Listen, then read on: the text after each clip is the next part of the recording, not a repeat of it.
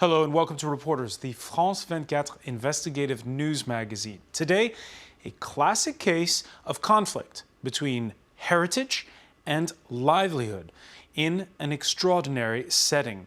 We're talking about the mouth of the Danube River. There in the delta, some 4,000 wild horses live. Horses that more and more are grazing upon the lands of local farmers that are upset. One man has stepped in between and wants to save what is already a UNESCO National Natural Heritage. It's Reporters. It's presented by Mireille Brand and Jonas Mercier and read by Luc Schrago. Free as the air itself and galloping through raw nature, these are some of Europe's last wild horses.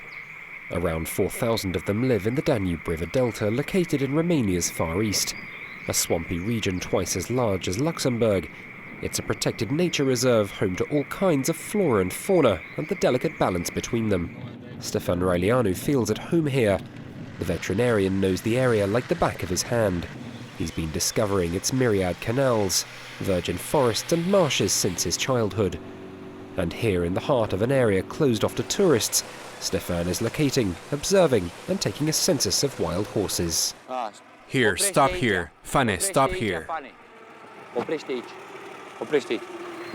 These horses aren't used to human contact. Any approach has to be a careful one. Follow behind me. We have to make them think we're going somewhere else. Don't look over in their direction. We can't draw their attention to us. They understand our body language, and we have to make them think we're not interested in them. The vet has his methods of earning acceptance by imitating the creatures.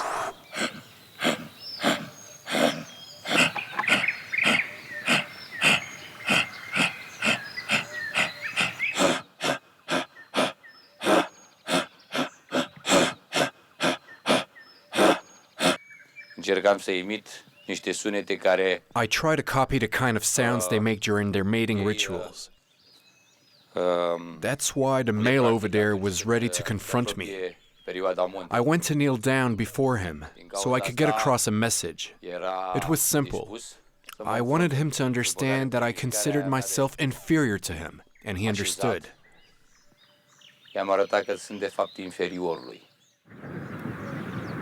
Romania didn't always have horses running free. They're the result of recent history. 20 years ago, under the reign of dictator Nicolae Ceausescu, rural inhabitants were unable to feed their animals. Abandoned in the Danube Delta, they multiplied first by hundreds, then thousands, and rediscovered their wild side. Over several years, they've now become the dominant species in the area. But to survive, they'll eat anything and everything in their path. Hundreds of trees have had the bark stripped from their trunks. Still, Stefan Raileanu says there's little cause for alarm. Nature can balance itself. Kids these days leave for the big city and never return to their villages, while these horses have come back to their origins. This is one of the rare places in Europe where such a phenomenon can still happen. The horses aren't the Delta's only inhabitants. They share it with local fishermen. With little in the way of resources, these men are living on their wits. Every morning they set out to spend the day fishing. For this small village in the heart of the Danube Delta, horses are a major part of daily life, but the locals are fed up of the damage they've been doing. Have you seen how they're eating the forest? You went there, right? It's all completely white now. To hell with them. Life in the Delta, it seems, is just as hard for man as it is for animals. Domesticated horses, now a minority, are worked until they can't handle any more. You follow me everywhere, you do. If I collect the reeds in the water, how am I going to get them home? On my back? No. The horse has got to do it. Round here, you're not a man unless you have a horse. and a boat. It feels like Vladimir's village is at the end of the world. With just one unsurfaced road, it wasn't even on the map until recently. Horses are often the only means of transportation. The children here even learn to ride without a saddle, like in Mongolia. Even so, horses in the delta pay a steep price for their freedom. Winters are harsh, and the region's human residents survive as they can, using whatever resources nature gives them. Life is harder for the horses. They have to make do with whatever few roots and trees they can unearth from under the snow. Not all of them are successful. Many don't survive. Last winter was particularly brutal, and around half of the delta's wild horses died off.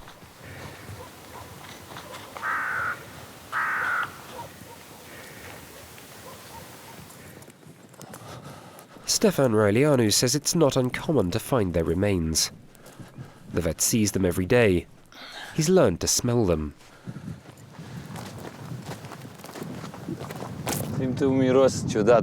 I can smell a strange odor. It's the smell of death.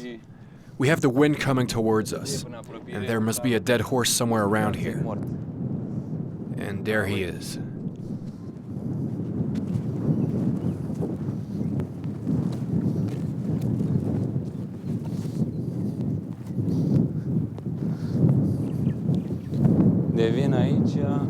He died from the winter. The cold killed him. In fact, the creatures are resistant to the region's bitter cold. It's usually a lack of food that proves to be fatal. Village elders are Stefan's main source of information. Let's go have a look.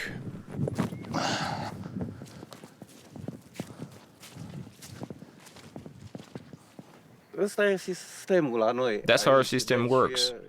If there's too much water, it floods the vegetation. The horses can handle the cold, but they have nothing to eat.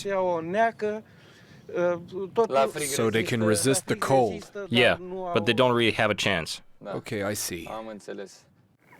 Despite the famine, life still finds a way.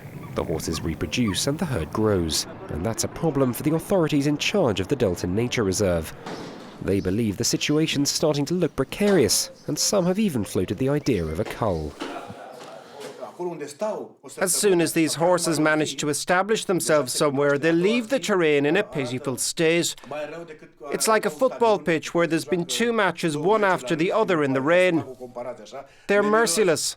Areas of plant life are disappearing after taking 50 years to develop. Stefan Railianu, however, says such claims are baseless. Instead, he says the wild delta horses should be protected. The vet's created a special centre for horses in the suburbs of a town bordering the river delta. He wants to raise the animal's profile with the region's inhabitants, a way of raising support in his struggle to protect the creatures he loves. For me, really, horses are like a religion. How would you say? You've got it in your bones. You're born and you die with it. My life would be very sad and bitter if I wasn't able to look after these horses. Stefan travels the length and breadth of the delta.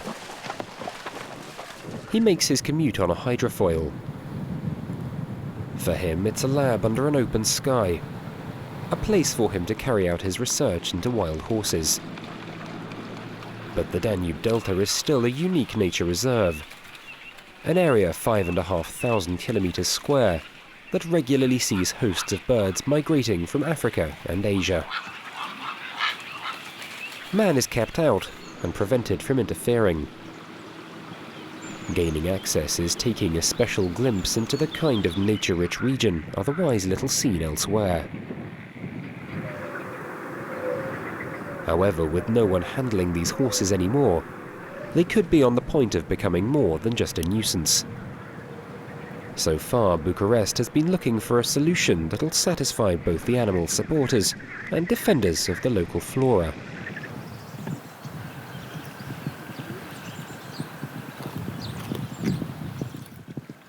Local associations would like to use European funding to build a separate reserve for the horses. Not everyone's convinced.